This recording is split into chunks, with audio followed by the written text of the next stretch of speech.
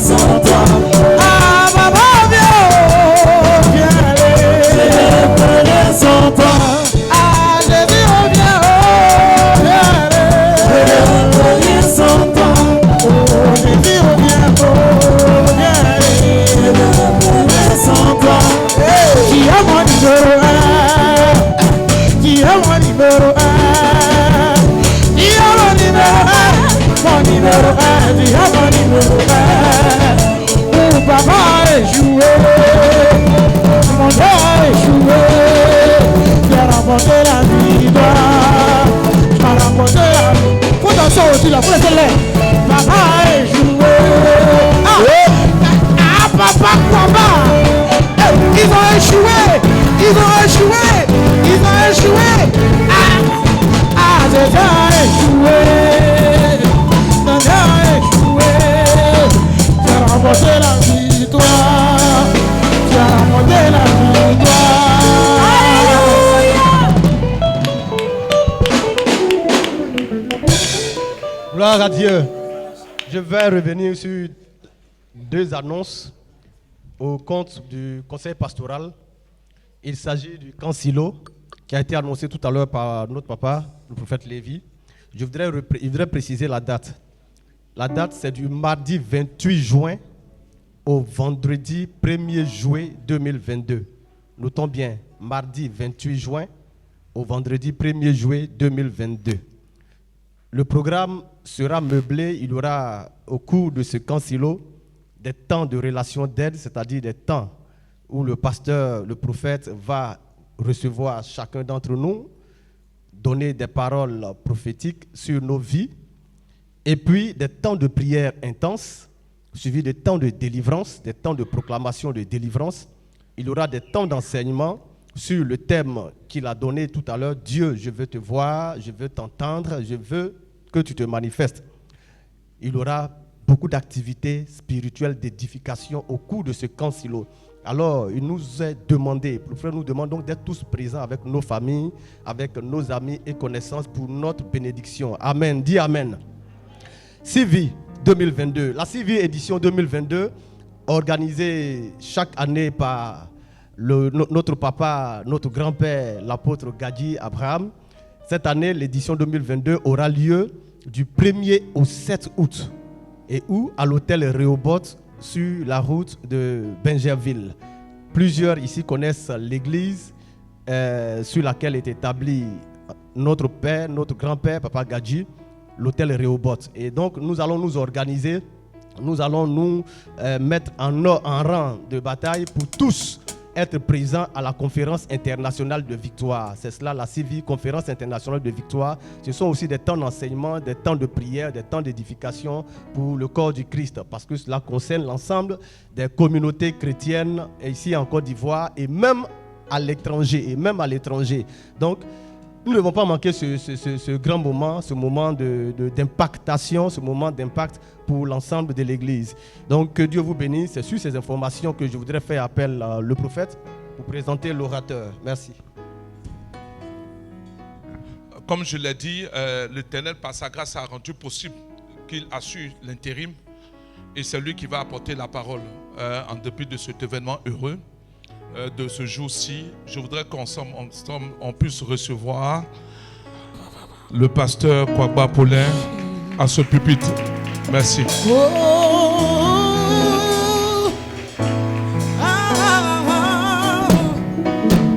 Oh my God, je veux m'enraciner en toi, Jésus. Quand viendra le vent et la tempête, permets-moi de résister. Je veux m'enraciner en toi, oh Jésus. Est-ce qu'on peut ensemble se lever tous ensemble? Le vent et la tempête, permets-moi de résister. Et nous appuyons sur ce cantique. Nous allons recommander ce moment au nom du Seigneur. En toi, Jésus. Viens-moi le vent et la tempête, permets-moi de résister. Je veux m'enraciner.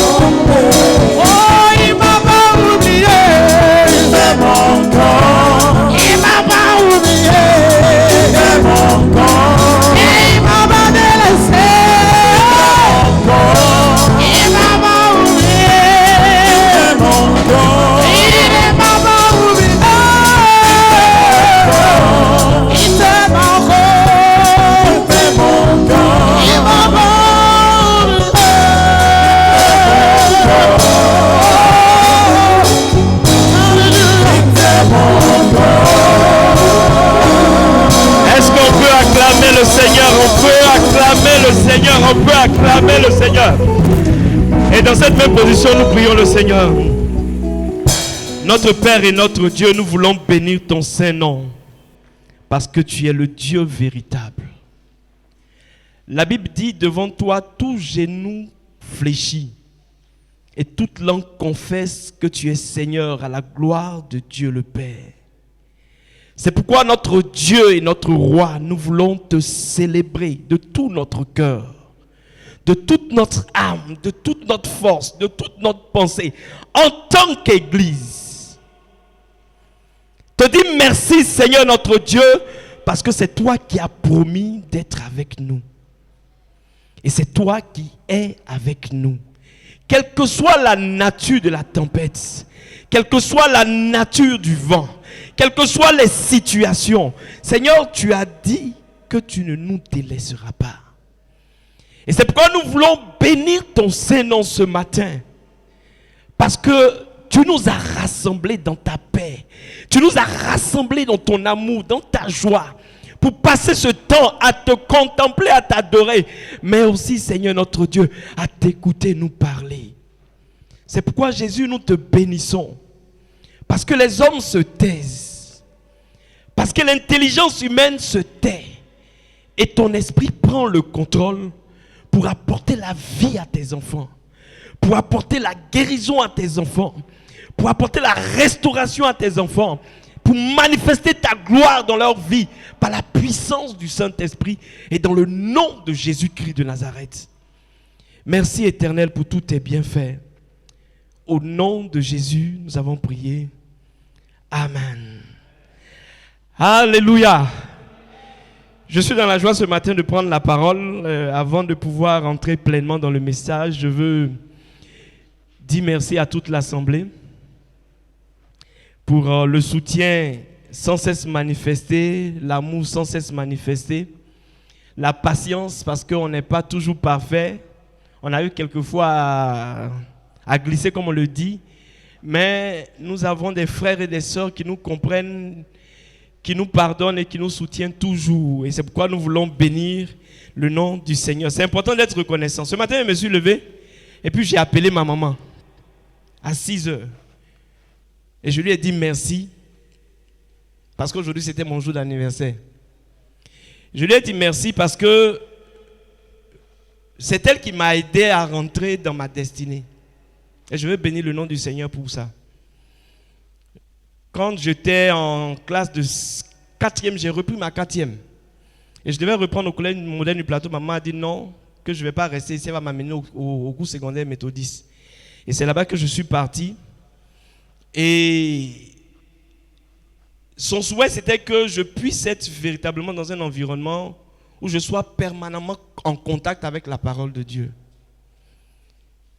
Et c'est étant là-bas, avec les responsabilités, que petit à petit, le ministère s'est dessiné. Et puis aujourd'hui, je suis la personne que je suis, à savoir ce serviteur de Dieu.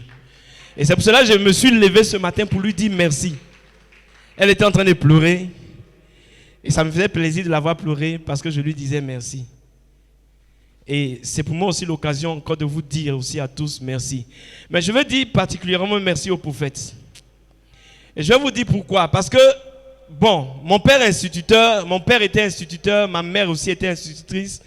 Mon père n'est plus, ma mère est là, ils sont tous les deux à la retraite. Et donc, grandir dans la maison d'instituteur, c'est facile. Vous prenez tout le monde chez moi à la maison, on va parler le français tranquillement, sans avoir même des papiers devant nous, on peut arriver à s'exprimer sans aucun problème. Mais ça ne suffit pas pour faire quelqu'un, c'est déjà une bonne base. Quand tu n'as pas auprès de toi quelqu'un pour t'encourager, quand tu n'as pas auprès de toi quelqu'un pour te motiver, pour te dire que tu peux, vas-y, tu peux faire mieux que ça, tu ne peux pas connaître d'évolution dans ta vie. Et je vous dis la vérité, que j'ai commencé à prendre de l'assurance dans mon enseignement, de l'assurance dans mon engagement, de l'assurance dans ce que je fais lorsque j'ai commencé à travailler à côté de cet homme-là. C'est pourquoi je voudrais que vous puissiez vous lever et puis ensemble on va dire merci au Seigneur pour sa vie. On va acclamer le Seigneur, on va bénir le Seigneur parce que je sais qu'il ne l'a pas fait seulement pour moi, mais il l'a fait aussi pour toute la communauté. Alléluia. Vraiment, je le dis de tout mon cœur. Hein. Je ne dis pas ça pour te flatter, homme de Dieu. Je ne dis pas ça pour te flatter. Merci aussi à maman. Merci parce que la marche n'est pas facile. Et vous êtes là toujours pour nous encourager et puis prendre soin de nous. Alléluia. Que le nom du Seigneur soit béni. Bon, si je n'ai pas dit merci à mon épouse, c'est que j'ai fait quelque chose de très dangereux. Voilà, je ne l'ai pas appelé le matin pour lui parler parce qu'il fallait que je le fasse devant tout le monde. J'ai voulu dire merci. Merci parce que je suis compliqué. Hein. Quand on me voit dehors là, on voit une bonne personne. Mais quand je suis à l'intérieur là, peut-être c'est une autre personne. C'est pas peut-être même, c'est la réalité. Parce qu'elle se plaint, je sais. Elle dit beaucoup de choses, je sais. Mais malgré cela, elle est là pour me soutenir, pour m'encourager, pour m'aider à réussir dans tout ce que je fais. Merci maman et sois bénie dans le nom de Jésus-Christ de Nazareth. Alléluia. Je vais commencer mon message par dire que depuis un certain temps, je suis préoccupé par l'Église. J'ai un fardeau pour l'Église. Et je ne pouvais pas faire autre chose ce matin que de parler encore de l'Église.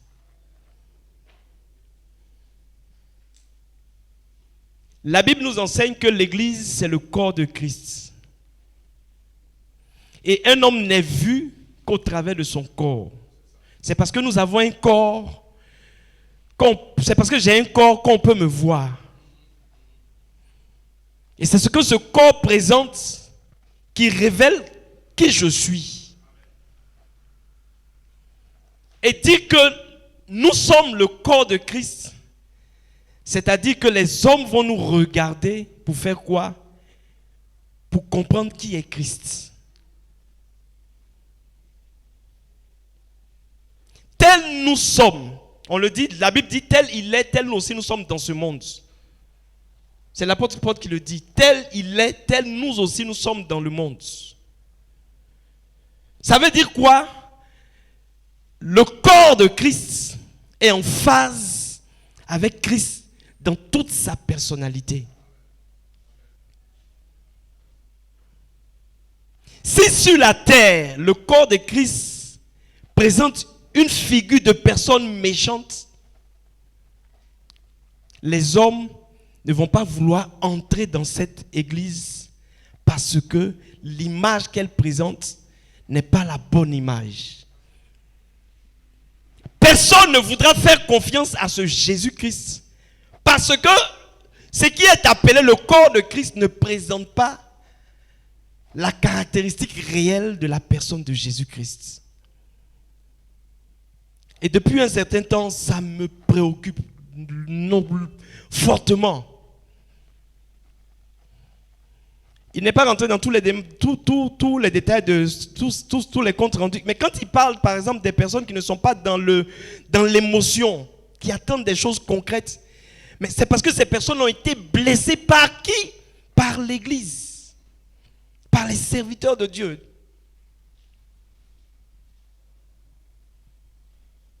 Elles n'ont même plus envie d'entendre parler de l'évangile.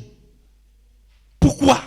À cause de l'attitude des hommes de Dieu, à cause de l'attitude des chrétiens. Imaginez-vous un instant ce que la tête est en train de penser d'une église qui ne suit pas les instructions que elle, la tête, donne. Imaginez-nous un seul instant. La douleur de celui-là qui a accepté de venir mourir à la croix. Pourquoi? Pour que l'église puisse naître et pour que l'église puisse avancer. Imaginez sa douleur quand il regarde sur la terre et puis il regarde l'église en train de se comporter d'une certaine manière. Imaginez ce que le Seigneur est en train de connaître comme souffrance et comme douleur. Malheureusement, c'est la réalité aujourd'hui. C'est vrai qu'on nous a annoncé dans les derniers temps, il y aura des choses vraiment pas possibles à comprendre. Mais ce n'est pas une raison pour nous inscrire dans ce qui n'est pas la gloire de notre Dieu. Amen. Quelquefois, c'est peut-être parce qu'on ne comprend pas vraiment ce que c'est que l'église. On pense que c'est une association de personnes qui viennent, qui se retrouvent dans le but de pouvoir partager un certain nombre de choses, de pouvoir prier, invoquer Dieu, pour la plupart du temps répondre à nos préoccupations, à nos besoins. L'église n'est pas là pour ça. L'église, c'est le corps de Christ qui œuvre. Pourquoi? Pour le salut de l'humanité. Voilà le but pour lequel Jésus est venu mourir à la croix. Il n'est pas venu pour régler les problèmes, c'est secondaire. Et on a des problèmes même parce qu'on ne sait pas c'est quoi l'église. On a des problèmes parce qu'on ne connaît pas notre identité. Parce que l'église aussi c'est toi, l'église aussi c'est moi. On fuit devant des situations, pourquoi? Parce qu'on ne sait pas ce que la tête attend de nous. Frère, écoutez, Dieu m'a donné de comprendre une image. Quand on parle du corps, ça m'a donné d'être tranquille dans un certain nombre de choses. Tu es arrêté comme ça. Et puis, il y a un moustique qui te pique sur ton pied. Qu'est-ce que tu vas faire? Tu vas prendre ta main et puis tu vas taper la douleur. Mais la main que tu prends pour taper la douleur, tu sais comme taper le moustique. Tu sais d'après quel mécanisme cette main-là se lève pour pouvoir agir. Quand la douleur est... Quand le moustique te pique, il y a un message qui est amené à la tête. Et c'est la tête qui commande au corps de réagir. Pour faire quoi? Tuer le moustique. Est-ce que vous comprenez ce que ça veut dire? Qui est la tête de l'église? Donc quand il y a une situation que subit le corps, un message est amené et la tête donne l'ordre pour qu'une partie du corps réagisse pour faire quoi? Pour venir apporter la délivrance. Quand le Seigneur m'a donné cette image, j'ai dit mais on se fatigue sur la tête pour rien. Pourquoi? Parce que la tête, elle est en train toujours de voir qu'est-ce qui se passe dans le corps. Elle attend les informations. Et les informations vont venir toujours à elle. Les informations ne vont pas ailleurs. Quel que soit ce qui se passe. Lorsque le corps est affecté quelque part, une douleur, une carie dentaire ou bien une souffrance, ne serait-ce que la faim, tous les messages font quoi? Montent à la tête. Et c'est la tête qui donne des instructions. Même l'organe qui est attaqué, qui est affecté, elle n'est pas capable de pouvoir se délivrer, se sauver elle-même. Mais la tête donne des instructions pour qu'une partie du corps réagisse ou bien prenne des dispositions pour que tout se normalise. C'est une image assez forte. Pour faire comprendre à quelqu'un ici, frère, c'est parce que nous ne savons pas où nous sommes. C'est parce que nous ne savons pas ce que nous représentons dans le corps. C'est parce que nous ne savons pas notre relation avec la tête que nous pouvons voir un certain nombre de choses se réaliser dans notre vie ou bien autour de nous et puis en train de laisser les choses se faire de façon comme si nous n'avions pas quelqu'un de puissant et de fort pour pouvoir nous sortir de toutes ces choses. Frère, l'église, il faut que nous sachions, c'est pas bâtiment. Quand on parle de l'église là, c'est pas bâtiment. C'est pas temple. C'est pas cathédrale, c'est pas mosquée, non. C'est pas temple, c'est pas cathédrale, c'est pas chapelle, c'est pas ça. L'église, c'est plus que ça.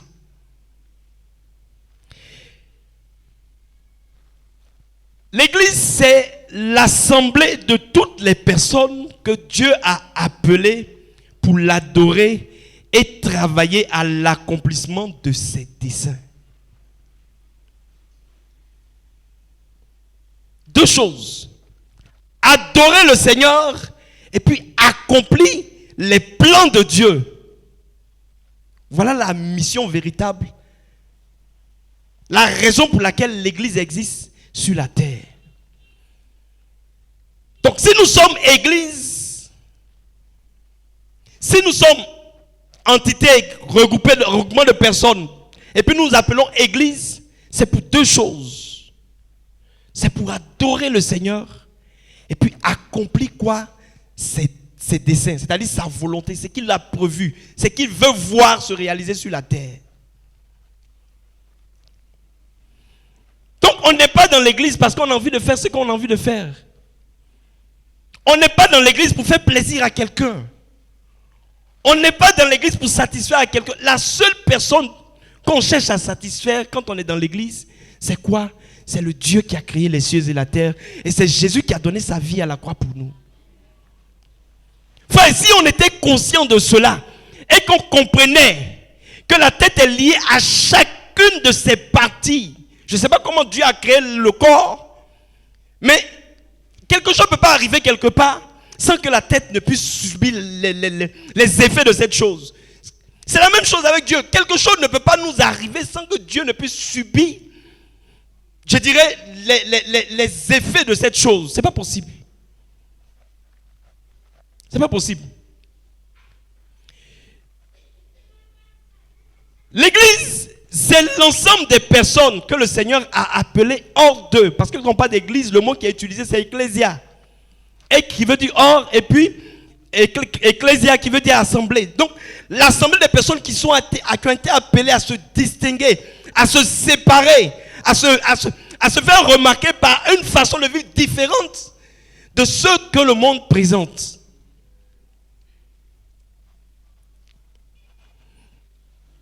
Pourquoi? Parce que la Bible nous enseigne que depuis toujours, le monde subit la domination et la pression du diable à cause du péché d'Adam et de Ève. Et que Dieu, comme Dieu n'aimait pas cette situation, il a voulu envoyer son fils pour que son fils puisse mourir à la croix pour le salut de toute l'humanité. Mais le fils, il est venu en tant qu'homme. Donc il a limité sa vie parce qu'il était dans un corps humain. Et après avoir passé quelques années sur la terre, il est allé mourir à la croix pour faire quoi? Pour sauver l'humanité. Mais il ne s'est pas arrêté là parce que son désir, c'est que quand on parle de l'église, on ne puisse pas parler de l'église de l'époque de Jésus. Mais on parle de l'église avant l'époque de Jésus, pendant l'époque de Jésus et après l'époque de Jésus quand on parle de l'église. C'est toutes les générations qui sont concernées. Et comme Jésus ne voulait pas que cette église soit constituée seulement des personnes qui seraient là avant sa mort, il a fait quoi? Il a fait en sorte qu'il puisse mettre en place un système, une stratégie pour faire quoi? Continuer sa mission. Donc nous, en tant qu'église, nous avons une grande responsabilité, c'est de faire quoi? De continuer la mission de salut que Jésus est venu accomplir sur la terre. Amen. Donc ça veut dire quoi? Le monde nous regarde.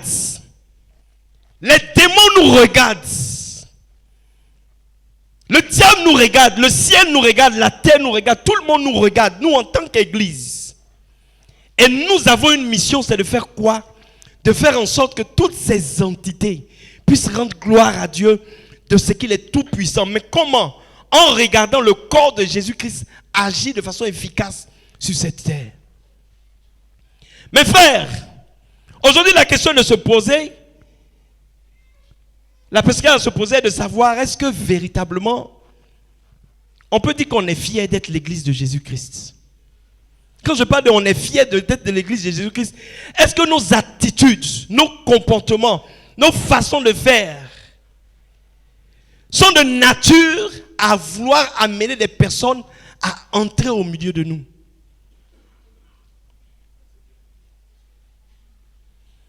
Est-ce que par nos façons de faire, par nos manières de nous comporter, quelqu'un peut rentrer ici et puis peut être satisfait? Ah, je me sens bien ici, je ne vais plus bouger. Ou bien il va regarder et puis il va dire, ici là, il y a quelque chose de bizarre. Vraiment, l'atmosphère n'est pas de nature à demeurer. Aujourd'hui, le Seigneur nous pose la question de façon concrète. Prenons nos Bibles dans Matthieu chapitre 16. Ce passage-là, je l'aime. Il y a tellement de choses. Chaque fois que je le lis, il y a de nouvelles choses que je découvre. Ange, aide-moi à lire ce passage. Matthieu 16, les versets 13 au verset 19.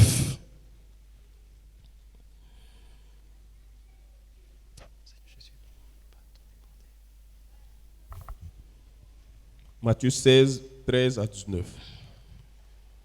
Jésus étant arrivé dans le territoire de Césarée de Philippe, demanda à ses disciples, qui dit-on que je suis? Merci. Vous voyez, Jésus a vécu sur la terre. Il faut rester debout. Jésus a vécu sur la terre. Excusez-moi, je vais expliquer un certain nombre de choses en même temps. Jésus a vécu sur la terre pendant un certain moment. Et il a laissé des traces. Mais à un moment donné, il s'arrête et puis il demande qu'est-ce que les gens pensent de moi. Pourquoi? Parce qu'il tient à son image. Il tient à son image.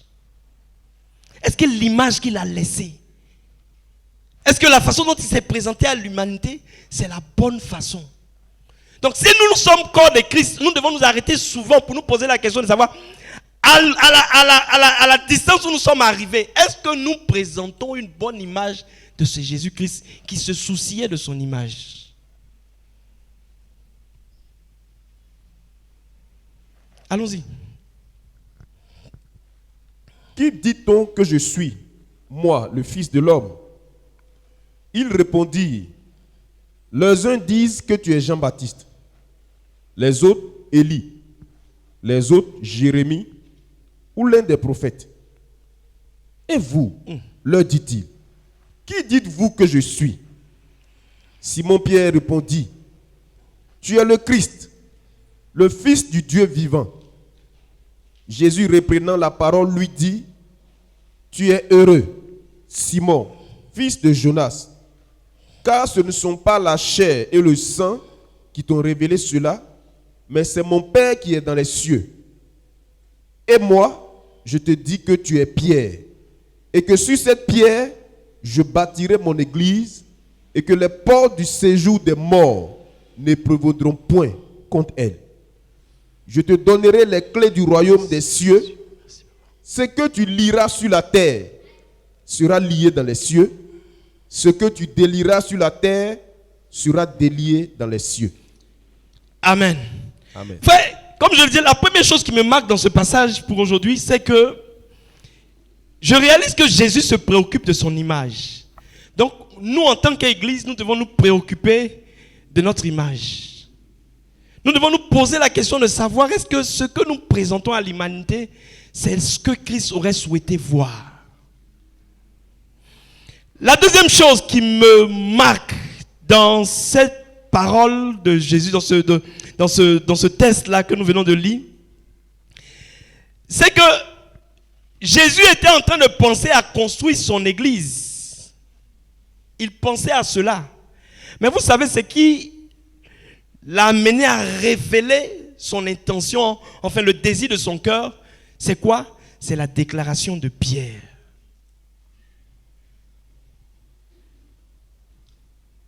C'est la déclaration de Pierre. Jésus va dire, ce n'est pas la chair, ce n'est ni la chair ni le sang qui t'ont révélé ces choses, mais c'est mon Père qui est dans les cieux. Ça veut dire quoi? Le Seigneur, il a beaucoup de projets. Le Seigneur veut réaliser beaucoup de choses. Mais il attend un homme. Il attend une femme. Il t'attend, toi qui m'écoutes. Il t'attend. Parce que il ne peut pas agir en dehors d'un homme.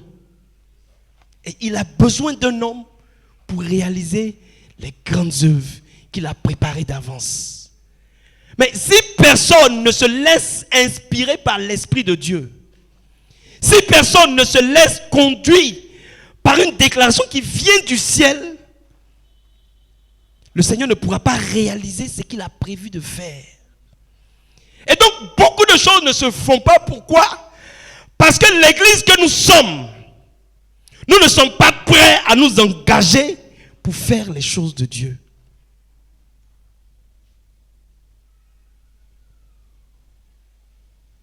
Nous ne sommes pas prêts à nous disposer. Seigneur, me voici. Envoie-moi. Pourquoi je le dis? Parce que combien sommes-nous qui prenons à cœur les appels que les hommes de Dieu de la chair, depuis la chair, nous lancent?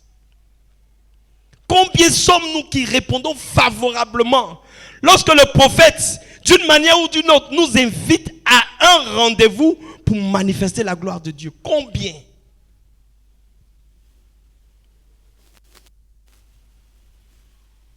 Combien?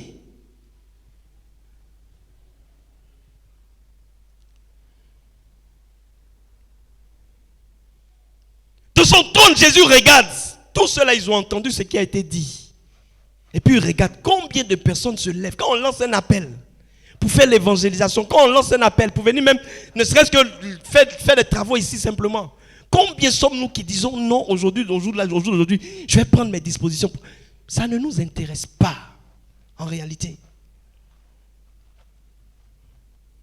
Pourquoi? Parce qu'on n'a pas compris que nous sommes du corps de Christ. Parce que nous n'avons pas compris que Dieu nous attend. Sans nous, beaucoup de choses ne pourront pas être faites.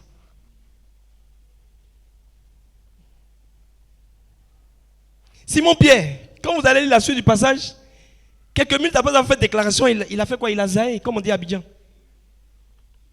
Hein? Jésus annonce sa mort, il dit non, ça va se passer comme ça. Toi aussi, le même à qui Jésus a dit, tu es Pierre et sur toi je vais bâtir, comment on appelle ça, mon église là. Le même il a dit, arrière de moi Satan. Vous pensez que Dieu ne savait pas que Satan pouvait l'utiliser aussi en même temps? Vous ne pensez pas? Mais ça n'a pas empêché le Seigneur à vouloir l'utiliser pour manifester sa puissance et sa gloire. C'est-à-dire que quel que soit ton état, quelle que soit ta condition, quel que soit ce que tu es, quel que soit ce que tu penses qui peut te limiter dans l'œuvre de Dieu, le Seigneur a besoin de toi. Le Seigneur a besoin de toi. Il y a trop de défis à relever. Il y a trop de situations desquelles on doit sortir. Mais le Seigneur a besoin de toi. Ça traîne, ça dure. Pourquoi? Parce que nous ne nous disposons pas. Parce que nous ne voulons pas comprendre que nous sommes dans l'église. Et que dans l'église, là, on a besoin de tout le monde.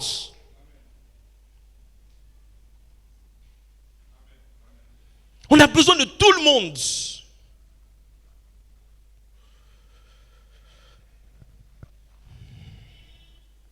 Jésus veut bâtir. Ce n'est pas parce qu'il n'a pas la capacité.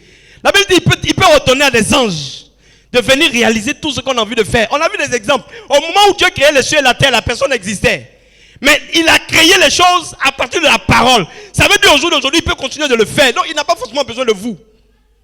Il n'a pas besoin de nous. Mais il a pris la décision de travailler avec qui? Avec nous. Il nous a mis dans son dispositif. Et nous avons de la valeur à ses yeux, frère.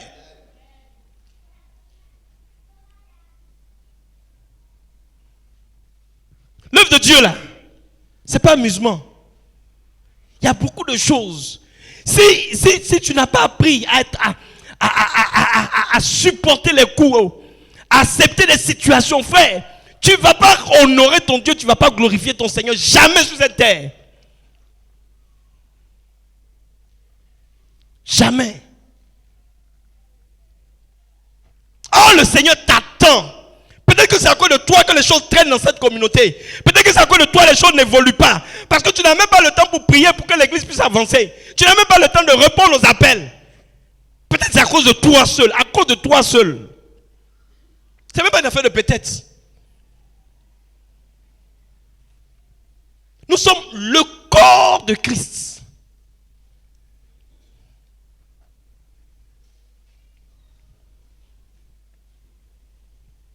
Si chacun ne joue pas son rôle, imaginez-vous, un seul instant, que tu es là te coucher, puis le pied, ton pied dit, au jour d'aujourd'hui, là, je suis fatigué, je ne travaille plus.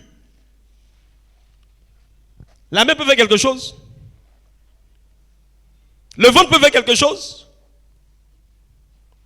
Un membre commence à mal fonctionner, que tout le corps est paralysé. Ça dépend de la position qu'on occupe. Par exemple, la dent. Quand une carie te prend, il y a des choses même que tu n'as pas envie d'entendre. Il y a des choses que tu n'as pas envie de voir. Tu n'as même pas envie de bouger. Et la dent, elle seule, elle peut paralyser tout le corps. Parce qu'elle souffre à cause de quelque chose. Pour vous montrer un peu l'importance d'un élément dans le corps. Regardez, la Bible dit nous sommes une unité.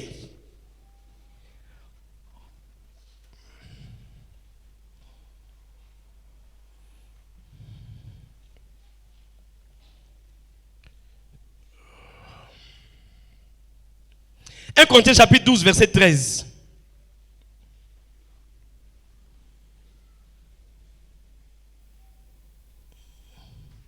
1 Corinthiens 12, verset 13. 1 Corinthiens 12, 13.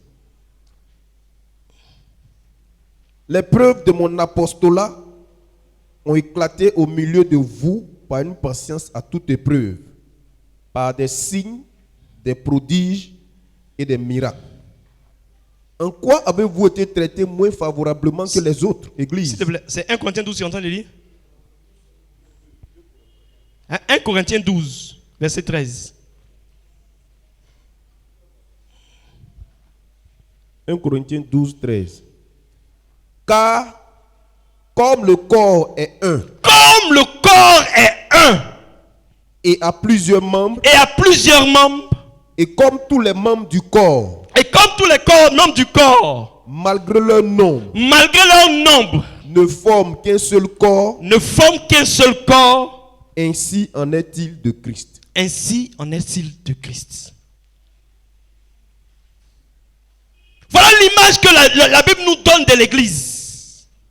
Une unité parfaite.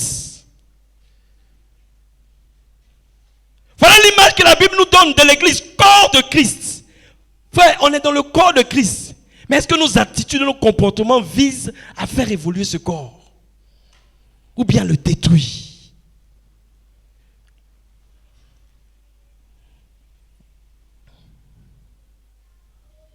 C'est notre responsabilité. C'est à nous de voir, de nous asseoir, de regarder nos façons de faire, nos agissements. C'est à nous de regarder notre engagement, à nous de regarder les dispositions de notre cœur par rapport à Dieu d'abord et ensuite par rapport à son œuvre.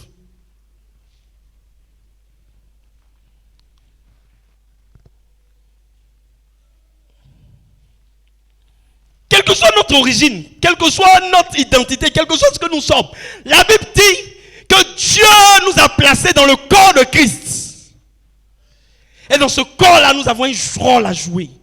Dans ce corps-là, nous avons un engagement à honorer. Dans ce corps-là, nous avons à nous lever. Pour faire quoi? Pour que le l'être tout entier puisse se sentir bien. Parce qu'on est utile là où le Seigneur nous a positionnés.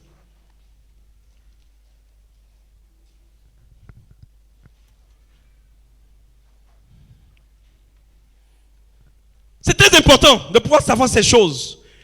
Mais une chose est de le savoir et puis une chose est de pouvoir s'engager à faire quoi?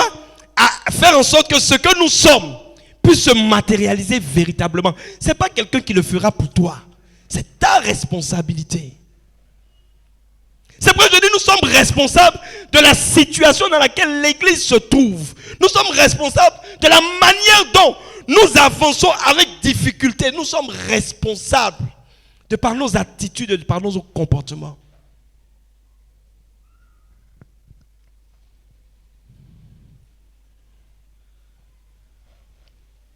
Ce qui me réjouit, c'est que Dieu regarde. Le corps, il est le corps. Hein? Dans le corps, là, il y a des parties dont on a honte de montrer aux gens. Il y a des parties qu'on a honte de montrer aux gens. Vrai ou faux?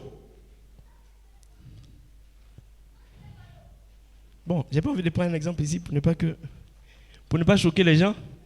Mais bon, allons-y. De toutes les façons qu'on parle du corps là, il y a une partie qui est très dangereuse. Bon, pas dangereuse, mais qui est... nous tous là, on a un peu honte. Quand je prends un exemple, l'anus. Ça vous choque? C'est pas moi qui ai dit, même dans la Bible, on parle de ça. Bon, c'est vrai que dans la Bible, on a pris un français un peu simple pour essayer de couvrir ça, mais c'est de ça qu'on parle. Quand on parle des parties les moins honorables du corps, c'est de ça qu'on parle. Mais malgré le fait que ce soit anus, frère, si on enlevait ton anus là, c'est pas évident que tu vives longtemps sur la terre. Vrai ou faux? Et pourtant, peut-être même nous-mêmes on souhaite qu'on enlève. Mais si on enlève là, le corps ne va pas fonctionner normalement. pour dire quoi? Quel que soit ce que tu es, la façon dont les gens te regardent, la manière dont les gens te méprisent, quel que soit ce que tu es, quel que soit ce que tu subis, même dans le corps, parce que le corps là, le corps critique cette partie-là qui n'est pas agréable, mais ça n'empêche pas la partie qui n'est pas agréable de jouer son rôle. Qui va à la selle et puis le lui dit, aujourd'hui là, je ne le libère pas. Et si lui dit, je ne le libère pas, frère, tu ne fais pas attention dans les jours qui vont venir là, tu vas mourir. Un corps méprisé, mais important, utile. Comment on appelle ça? Une partie du corps méprisée, je dirais déshonorée, mais importante et utile, de sorte que si elle refuse de travailler, le corps va être entraîné dans la mort. Frère, tu n'es pas n'importe qui, quel que soit ce que tu es. Il ne faut pas accepter ce que les gens disent de toi. Même si ce que tu fais, par exemple, tu laves les toilettes à l'église, les gens parlent, on se moque de toi. Frère, si la banque se moque de toi, là, si toi tu ne laves pas là-bas, la personne ne va pas vouloir entrer là-bas. Tu as un rôle, tu as une importance. Quelle que soit la façon dont ce rôle, même dégradable, comment on dit même dégradé qu'il soit-il, ce rôle-là, il contribue à faire quoi? À faire avancer l'œuvre. Quel que soit ce qu'on peut dire, ce qu'on peut raconter, ce qu'on peut faire voir, frère, sachons une chose, c'est que nous sommes dans le corps de Christ. Et le Seigneur a dit quoi? Je bâtirai mon église. Il n'a pas dit c'est l'église du pasteur Kwakba. Il n'a pas dit c'est l'église du prophète Lévi. Il n'a pas dit c'est l'église de l'apôtre Gadji. Il dit c'est son église. Donc quand on est dans l'église et qu'on fait quelque chose qui n'est pas conforme à la volonté ou à la parole du Seigneur, ne pensons pas que c'est un frère on est en train de faire du mal ou du tort. Non, c'est l'église de Jésus. Celui que nous offensons, c'est Jésus-Christ de Nazareth.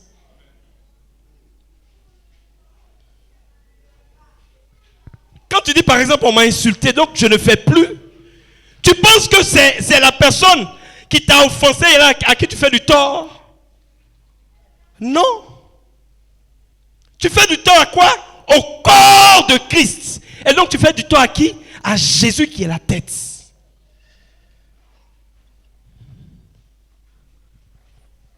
Arrêtons de rester dans notre position et puis de continuer à dormir. Frère, parce que nous allons rendre des comptes au Seigneur. Tu as été dans le corps, qu'est-ce que tu as fait? Qu'est-ce que tu as apporté?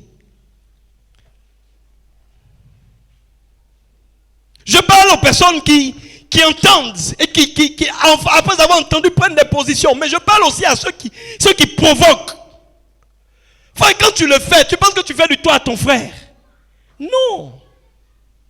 Je vais te donner l'image. Le genou est attaqué. C'est la main qui va venir te secourir le genou. Si je n'ai pas de main, le Seigneur va faire en sorte que la tête va donner l'instruction pour qu'un autre pied puisse venir. Quelque chose va venir pour faire la délivrance. Le secours va sortir de quelqu'un. Pourquoi? Parce que la tête va veiller à ce que la délivrance arrive.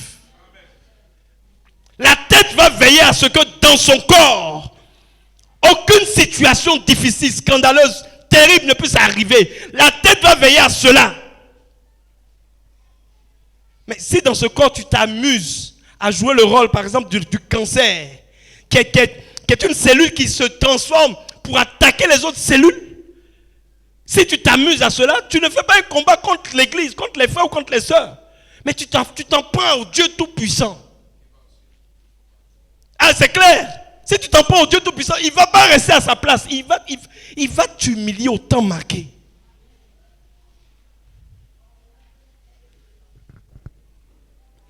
Frère, Dieu nous attend. Il nous attend. Nos oreilles là sont trop larges. Nos oreilles là sont trop larges.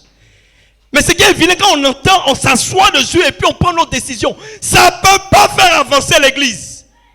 Et on rendra compte au Seigneur pour ça.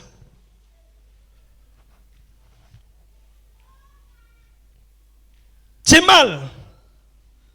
Parce que nous avons du potentiel. Parce que nous avons de la valeur. Il y a des personnes au milieu de nous qui ont quelque quelque chose de particulier, mais qui vont s'asseoir sur ces choses parce qu'ils ont entendu des choses. Frère, ne reste pas, ne t'assois pas. Vous savez, dans la vie, ce sont les situations que nous vivons qui nous forgent un caractère, qui nous forgent une identité, qui nous forgent une personnalité. Frère, tu vis seul en bourse. Quand tu vas arriver ici, là, sur la terre, au milieu des hommes ici, là, la première situation que tu vas rencontrer, tu vas être ébranlé parce que tu n'as jamais vécu ça. Tu vas te poser des questions de savoir comment je fais pour m'en sortir. Mais quand tu as vécu des expériences avec le Seigneur, quand tu as vécu des situations, difficiles soient-elles, frère, des choses vont arriver, tu réalises comme ça et dis, ça là, j'ai vu plus que ça. Et Jésus m'a sorti de la situation. C'est pourquoi un problème, quelle que soit la nature de ce problème-là, ne doit pas t'endormir, ne doit pas t'empêcher de te lever et puis de faire ce que Dieu veut que tu fasses. Quelle que soit la situation que tu vis, quel que soit le désert que tu traverses, quel que soit, on peut citer toutes choses. Mais que cette chose-là ne te maintienne pas dans ta position. Mais avec cette chose, tu apprendras à connaître ton Seigneur et puis ton service pour lui sera plus de qualité.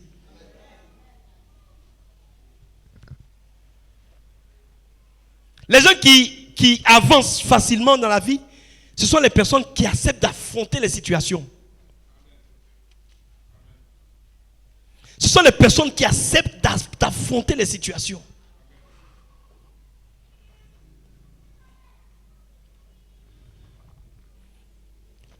Dieu nous attend. Pourquoi? Parce qu'il nous a donné une responsabilité d'être à côté de cet homme-là pour pouvoir l'aider à faire avancer l'œuvre. Est-ce que je fais avancer l'œuvre? Ou bien est-ce que je travaille à ce que cette œuvre-là n'avance pas?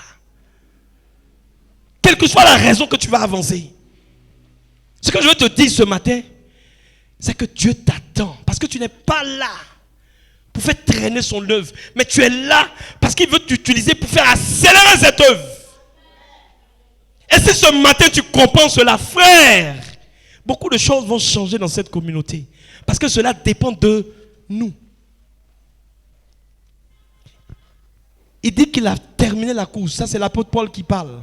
Il a achevé la course. Lui, sa place, sa couronne lui est réservée. Quand le Seigneur est mort à la croix, il a dit quoi? Tout est accompli. Eux, ils ont accompli pour eux. Nous, à quel niveau, par rapport à l'accomplissement de l'œuvre que le Seigneur nous a confiée, à quel niveau nous sommes? Est-ce qu'on peut dire on a accompli? Sinon, on a encore du boulot à faire. Et faire du boulot, ce n'est pas en croisant les bras. Faire du boulot, ce n'est pas en restant à la maison. Faire du boulot, ce n'est pas en restant indifférent. Frère, ce n'est pas venir à l'église dimanche là qui est important. Hein? Ce n'est pas ça. Ce n'est pas venir dimanche à l'église là qui est important.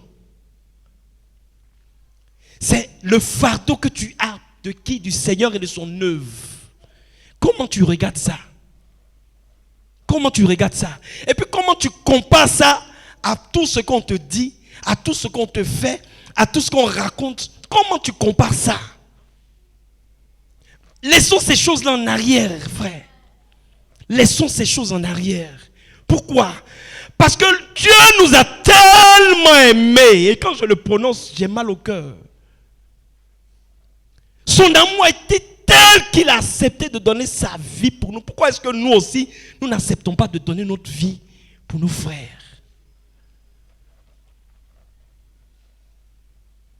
Je suis venu te dire ce matin que le Seigneur a payé le grand prix pour que tu sois utile dans sa maison. Ce n'est pas à cause de quelqu'un qu'il est venu mourir à la croix, c'est à cause de toi. C'est pour toi qu'il a renoncé à sa gloire. C'est pour toi qu'il a renoncé à sa vie. C'est pour toi qu'il a renoncé à tout ce qui est précieux. Et qu'il est venu mourir. Pourquoi? Parce qu'il se dit qu'en te récupérant, tu seras quoi? Utile dans sa maison. Et avec toi, les choses vont avancer. Frère, je suis venu te dire ce matin que le Seigneur t'attend. Il a besoin de toi. Si tu es membre de la communauté, frère, ne reste pas en reste. Ne reste pas en marge. Ne regarde pas de loin. Mais dis-toi que tout ce qui concerne l'église te concerne. Si les gens critiquent, calomnient, disent toutes ces choses au leader, frère, il a son combat à mener. Ce n'est pas à toi de mener le combat pour lui. Ton rôle, c'est d'être dans l'église et de faire avancer l'œuvre.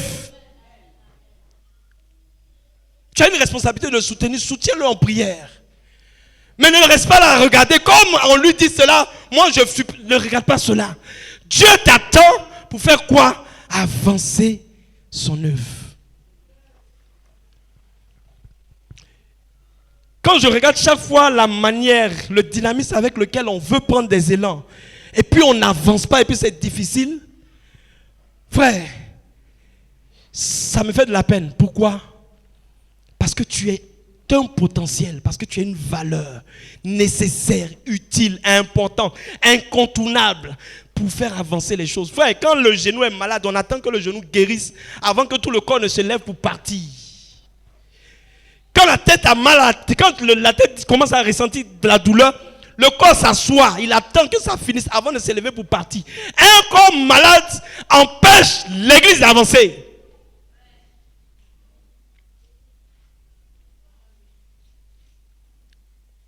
Jésus nous aime. Jésus nous aime. Il nous aime. Malgré nos différences, malgré nos différences sociales, politiques, religieuses, quelle que soit la nature d'identité, quel que soit, on ne peut pas être la même chose. On ne peut pas. Parce que si on est la même chose, le corps de Christ a un problème. La Bible dit, si le genou dit que lui, il n'est pas content de tourner, il va être vente. Si tout le monde se met à vouloir être vente, est-ce qu'on parlera de corps? Non. La différence entre nous là, c'est important pour faire quoi? Pour faire avancer l'œuvre. Pour soulever ça, peut-être une personne peut le faire. Peut-être une autre ne peut pas le faire. Mais ce que la personne peut apporter dans l'église peut être complémentaire à ce que la personne fait en soulevant cela, frère. Il n'y a pas d'homme à négliger dans l'église. Donc toi-même, tu ne dois pas te négliger. Toi-même, tu ne dois pas te mépriser. Frère, lève-toi, le temps est arrivé.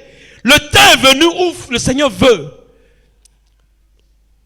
Quand on a fait la manifestation, entre parenthèses, l'homme de Dieu, maman est venue, elle a regardé l'église. Et puis elle dit, est-ce qu'ici là même ça peut prendre 250 personnes? Maman Gadji, est-ce que ça peut prendre 250 personnes? Maman, il a commencé à me poser des questions. Elle m'a posé la question, moi j'ai commencé à douter. Tous les calculs qu'on avait fait là, c'était dans la tête, mais vraiment, je me suis dit, On est allé visiter l'église. On est monté, on est arrivé en haut. Maman est arrivée, elle dit, pouah! Je comprends pourquoi depuis là vous ne finissez pas. Parce que le boulot est gros. Elle s'est émerveillée de ce que nous sommes en train de faire. Quand elle est montée, elle dit, waouh! Non, les gars, vous boussez. Bon, je lui ai dit, si tu veux faire la commission, ça nous fait plaisir. Elle a vu le travail. Frère, nous sommes en train de faire quelque chose. Ce n'est pas pour faire malin. Pas ça là, on laisse ça ici et puis on partit. Mais on ressent une joie, une paix de savoir que nous sommes en train de travailler à faire quoi? Avancer le royaume de Dieu. C'est cette joie-là, cette paix-là que je souhaite ce matin qui puisse nous animer tous les jours dans notre vie. Que lorsque nous nous levons le matin, que notre souci soit de chercher à faire avancer l'œuvre de Dieu. Quand nous nous levons le matin, notre souci soit de faire quoi? Seigneur, ce matin, qu'est-ce que tu voudrais que je fasse pour l'église? Il y a beaucoup de choses qu'on peut faire pour l'église. Peut-être que tu ne peux pas venir pour évangéliser parce que tu vas te dire que tu es timide. Même là encore, si tu te décides à changer, à travailler, ta timidité va disparaître pour que tu puisses faire. La première fois où nous sommes partis faire évangélisation, nous tous, le jour où on nous a annoncé ça, la nuit, on n'a pas dormi. La nuit, on n'a pas dormi. Quand on est parti pour faire évangélisation, on est arrivé sur le terrain. Celui qu'on suivait, il a donné premier exemple. Deuxième exemple, il dit, Paulin, tu vas faire. Frère, dès qu'il a dit ça là, en fait, diarrhée va sortir. Mais quand j'ai fini de faire parler à la première personne, vous savez ce qui s'est passé? J'étais chaud pour aller parler à tout le monde, moi seul. C'est la même chose aussi à la délivrance. Quand on est arrivé pour la première fois, on a mis le cas, c'était une soeur. Et puis j'avais un frère, Brenac. Brenac a regardé dans l'assemblée comme ça, il m'a dit, il dit, Paulin, viens commencer. Yeah! Et puis il va expliquer le cas quoi. Il dit, bon, la soeur, elle a un esprit de mort. Pouah, esprit de mort. C'est ça, moi, il a chassé. Donc, Paulin, viens commencer. On a commencé à prier. Quand j'ai commencé au nom de Jésus, et puis la sœur est tombée, bouh. Mon soeur a fait la délivrance jusqu'à la fin. Pourquoi? Parce que la peur a quitté. Donc ta timidité là, ça peut être un obstacle.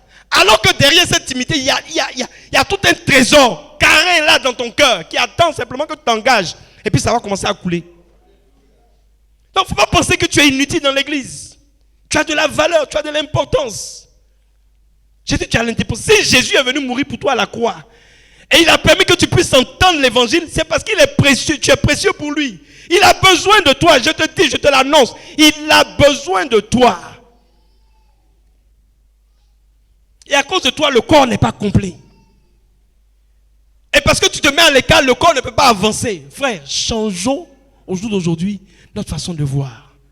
Le Seigneur nous aime. Et je sais qu'il a de grands frères. Chaque fois l'apôtre, quand il nous voit seulement, il ne sait que parler de ça. On a des maquis autour de nous. Pour chasser les maquis là, on n'a pas besoin de partir prendre pistolet pour venir faire la guerre. On peut se retrouver ici à genoux et puis on peut prier le Seigneur et puis les choses vont se passer. Mais il faut qu'on accepte de venir payer le prix et puis de voir les choses se manifester. Est-ce que ce matin, tu peux prendre l'engagement de te disposer pour répondre à l'appel de l'Église dans ce seul but? Faire quoi? Faire avancer l'œuvre du Seigneur. Est-ce que ce matin, tu peux prendre l'engagement de faire attention à toi pour ne pas te mettre à l'écart, pour faire en sorte que l'Église ne puisse pas avancer parce que tu ne veux pas te lever et puis faire ce que tu dois faire? Est-ce que ce matin, tu peux prendre l'engagement de faire attention à ton comportement, de sorte à ne pas choquer, blesser un frère? Quand je parle de choquer, ce n'est pas dans le sens de pouvoir aller dire à un frère que vraiment tu as péché, tu as fait... Ce n'est pas dans ce sens. Je suis pas en train de le dire dans ce sens. Ce que je suis en train de le dire, il ne faut pas que tu dises des paroles qui vont le décourager, qui vont l'ansommer, pour lesquelles il va se sentir méprisé, ou bien pour lesquelles il va voir que tous ses efforts sont vains. On dit quoi? Sont vains. Ses efforts sont vains. La Bible nous apprend, nous dit de nous parler, de nous parler avec vérité. Donc on nous encourage à se parler avec vérité. Mais il ne faut pas aller mépriser ton frère. Il ne faut pas aller dire des choses qui vont le blesser dans son âme, blesser dans son corps. De sorte que, à cause de ce que tu as dit, il s'assoit. Frère, c'est dangereux. Est-ce que ce matin, tu es prêt à prendre cet engagement? Je ne te le dis pas, je ne te le demande pas pour que tu me fasses plaisir. Je ne te le demande pas pour que tu puisses faire savoir au prophète que tu le veux. Mais je veux que le Seigneur qui est là à côté de toi, qui se tient dans le lieu secret, qui voit ton cœur, qui voit ta pensée, qui voit ta mentalité, qui voit tes sentiments, puisse dire: mon fils a pris une décision, ma fille a pris une décision. Parce que la décision, c'est dans le cœur, on l'apprend. On ne peut pas voir ce qu'il y a dans le cœur. Parce qu'on dit des choses dans le cœur et puis on dit autre chose dans la bouche. Ça arrive, non? Hein? Quand tu as volé viande dans la sauce et puis on t'a attrapé, toi-même tu sais dans ton cœur que c'est toi qui as volé la viande. Dans ton cœur tu dis: il ne faut pas qu'on va m'attraper. Dans la bouche tu dis quoi? Tu racontes des choses qui n'ont rien à voir avec la vérité. Ça c'est l'homme. Mais que ce que tu dis soit en phase à ce qu'il y a dans ton cœur. Est-ce qu'on peut baisser la tête ce matin?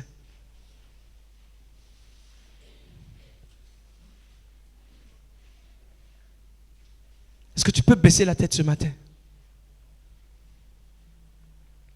Est-ce que tu peux parler au Seigneur?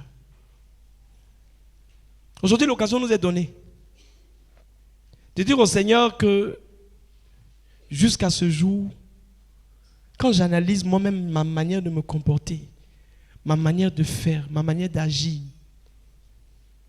dans l'église, je travaille à mettre en retard ce que tu nous as confié.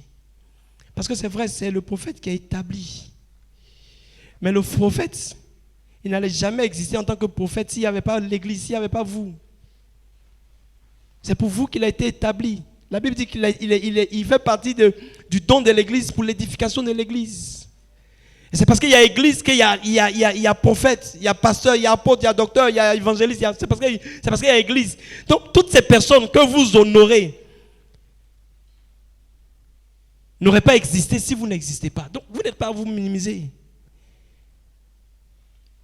Est-ce que ce matin, tu peux parler au Seigneur pour dire, Seigneur, il faut que ma vie change. Parce que quelquefois, on ne se rend pas compte. Mais ce sont ces petites choses-là qui nous mettent en retard. Peut-être on ne se rend pas compte. Mais ce sont des attitudes. C'est-à-dire que quand on a un mauvais fond, ça peut nous mettre en retard. C'est-à-dire qu'on fait tout, hein. On adore le Seigneur, on prie, on parle en langue, on fait tout. Mais quand le fond même est mauvais, Dieu regarde ton fond et dit, il y a quelque chose qui ne va pas dans le fond. Parce que lui, il regarde au cœur. Quelles sont les dispositions de ton cœur? Est-ce que tu peux les présenter sincèrement au Seigneur? Pour dire, Seigneur, merci parce que tu m'as aidé, parce que j'ai rien dans mon cœur. Ou bien, Seigneur, merci parce que tu me donnes l'occasion de te parler. Voilà, mon cœur est chargé. Je ne fais pas ce que tu attends de moi. Je ne suis pas engagé comme tu le souhaites. J'ai une attitude, Seigneur, qui te déshonore au milieu de tes enfants. Je parle à quelqu'un qui fait partie du corps, à quelqu'un qui a accepté Jésus comme son Seigneur et comme son Sauveur. Je ne parle pas à quelqu'un qui ne l'a jamais fait. Je vais m'adresser à celui qui ne l'a jamais fait. Plus tard, tout à l'heure. Mais maintenant, je veux parler à celui-là qui a accepté Jésus. Et qui est rentré dans le corps de Christ. Mais qui n'arrive pas à se canaliser, à se contrôler. Pour faire quoi? Pour participer à l'avancement de l'œuvre de Dieu. Élève la voix et prie le Seigneur. Parle à ton Seigneur ce matin. Tu peux bénir ton Dieu parce que tu reconnais être engagé. Tu reconnais être en train de travailler pour faire avancer son œuvre. Mais là encore, il faut que tu sois assuré que ce que tu penses reconnaître, que ça vient du Seigneur, vient réellement du Seigneur. Parce que quelquefois, on prend nos désirs, nos pensées pour le plan de Dieu. Quelquefois. Aujourd'hui, le Seigneur voudrait, frère, que nous puissions reconsidérer tout autour de nous. Et puis que nous lui parlons sincèrement. Pas à Paulin. Paulin ne peut rien t'apporter de particulier. Paulin ne peut rien faire d'extraordinaire pour que ta vie change. Celui qui fait, c'est le Seigneur. C'est pourquoi parle à Dieu de tout ton cœur. Parle à Dieu de toute ton âme, de toute ta force. Parce qu'il a un plan pour toi et parce qu'il veut réaliser ce plan à compter de ce jour pour ta vie.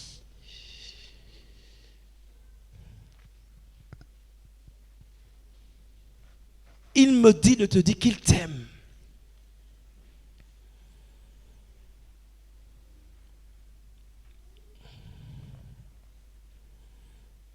L'apôtre Paul pouvait se glorifier de ses faiblesses. Pourquoi? Parce que c'est quand il est faible que le Seigneur fait en sorte qu'il soit fort. Donc si une situation te trouble, te perturbe, personnellement dans ta communion avec le Seigneur te dit qu'il est là à tes côtés pour te soutenir, te relever, t'aider à te lever sur les pieds et puis te faire avancer. Mais il a un but, c'est que l'Église puisse avancer, puisse gagner des âmes, puisse amener des âmes à la perfection, puisse développer l'enfer afin de peupler le royaume des cieux. Et il te dit ce matin que pour le faire, il a besoin de toi. Il t'attend, il veut agir avec toi, il veut manifester sa gloire au travers de toi. Pierre ne pensait jamais un seul instant pouvoir se tenir devant une foule entière pour faire les paroles, déclarer les choses qu'il a eu à déclarer. Il n'a jamais pensé.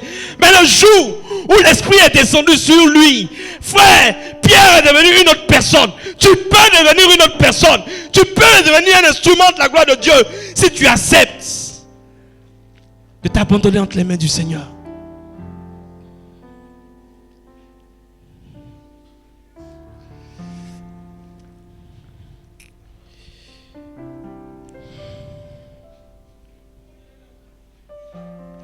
Il y a des situations qui nous arrivent quelquefois qu'il est difficile de pardonner dans nos cœurs.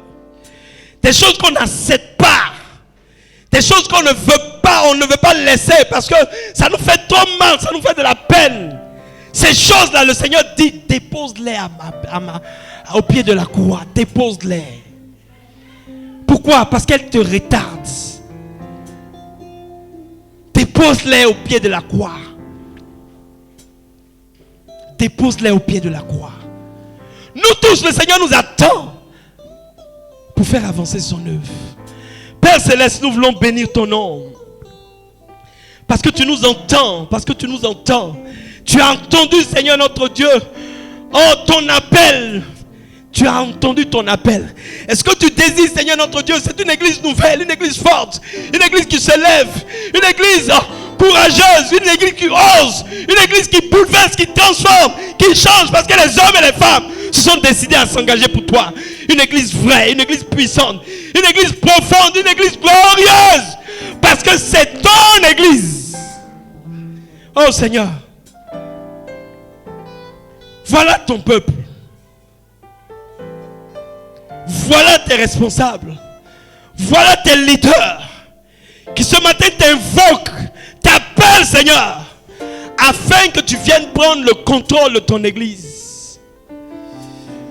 Afin que tu viennes prendre le contrôle de ton église. Oh, merci Seigneur Jésus. Merci Seigneur Jésus.